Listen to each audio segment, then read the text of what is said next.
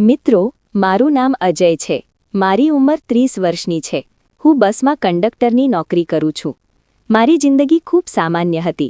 રોજ સવારે વહેલા ઉઠવું, બસ સ્ટેન્ડ પર જવું, મુસાફરોને ટિકિટ આપવી અને આખો દિવસ બસમાં ફરવું, આ જ મારી જિંદગી હતી. પરંતુ એક દિવસ બસમાં એવી ઘટના બની કે મારી આખી જિંદગી બદલાઈ ગઈ. હું અમદાવાદથી નજીકના ગામડે જતી બસમાં કંડક્ટર તરીકે કામ કરતો હતો. દરરોજ સવારથી સાંજ સુધી અલગ અલગ લોકો બસમાં આવતા અને જતા. કોઈ કામ પર જતા, કોઈ બજારમાં, તો કોઈ પોતાના સગા સંબંધીઓને મળવા જતા. હું બધાને હસીને ટિકિટ આપતો. એક દિવસ બપોરના સમયની બસ હતી. ગરમી પણ ખૂબ હતી. બસ સ્ટેન્ડ પર બસ ઊભી રહી ત્યારે એક મહિલા ધીમે ધીમે બસમાં ચઢી. તેણે સાડી પહેરી હતી, પણ તેના ચહેરા પર એક શાંત અને ગૌરવભર્યું સૌંદર્ય હતું. હું તેની પાસે ગયો અને કહ્યું, ક્યાં સુધીની ટિકિટ આપું?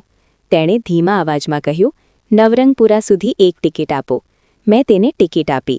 જ્યારે તેણે પૈસા આપ્યા ત્યારે અમારી નજર એક ક્ષણ માટે રોકાઈ.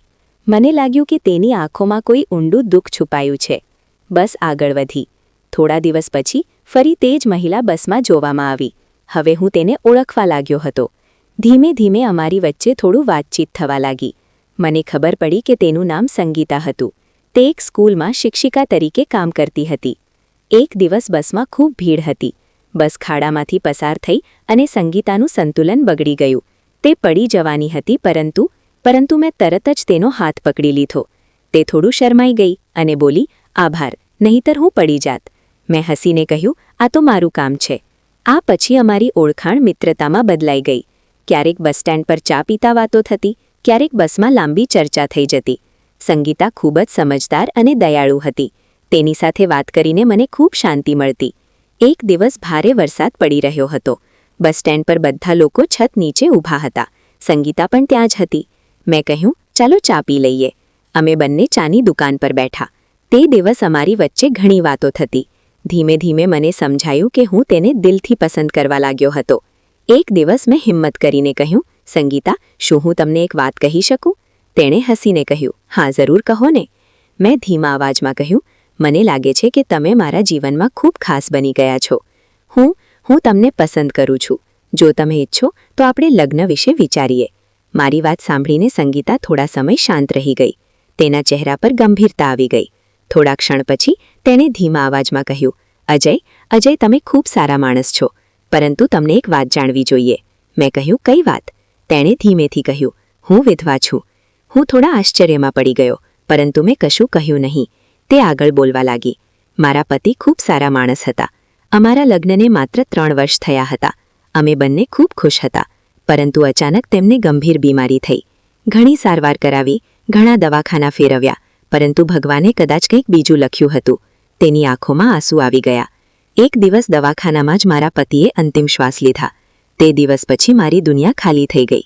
લોકો કહેતા કે જીવન આગળ વધે છે, પરંતુ મારા માટે બધું અટકી ગયું હતું. થોડા ક્ષણ માટે શાંત છવાઈ ગઈ. તે આગળ બોલી, અજય, મને ડર લાગે છે. હું ફરી કોઈના જીવનમાં મુશ્કેલી ન બની જાઉં. મેં તેની આંખોમાં જોઈને કહ્યું, સંગીતા, જીવનમાં દુઃખ આવવું એ આપણા હાથમાં નથી, પરંતુ ફરીથી ખુશ થવાનો નિર્ણય આપણા હાથમાં છે.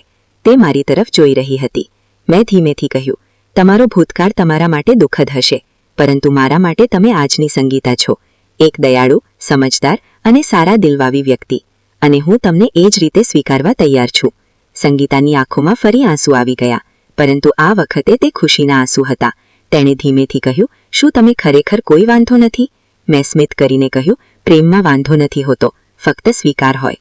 થોડા સમય પછી તેણે ધીમેથી કહ્યું, જો તમે ખરેખર મને સ્વીકારો છો તો મને પણ તમારી સાથે નવી જિંદગી શરૂ કરવામાં ખુશી થશે. તે ક્ષણે મને લાગ્યું કે ભગવાને મારી જિંદગીમાં સાચી ખુશી મોકલી છે. અમારા પરિવારને વાત જણાવી, થોડા પ્રશ્નો થયા, પરંતુ અંતે બધાએ અમારી ખુશી જોઈને બધું સ્વીકારી લીધું. થોડા મહિનાઓ પછી અમે બંનેએ સાદાઈથી લગ્ન કરી લીધા. આજે પણ હું બસમાં કંડક્ટર તરીકે સેવા કરું છું, પરંતુ હવે મારી જિંદગીમાં હું એકલો નથી. સંગીતા મારી સાથે છે, અને આજે હું એક વાત દિલથી માનું છું, જીવનમાં દુઃખ આવે તો પણ આશા છોડવી નહીં. ક્યારેક ભગવાન આપણને તૂટ્યા પછી જ સાચી ખુશી આપતા હોય છે. મિત્રો, વિડીયો ગમ્યો હોય તો પ્લીઝ લાઇક, સબસ્ક્રાઇબ અને શેર જરૂર કરજો.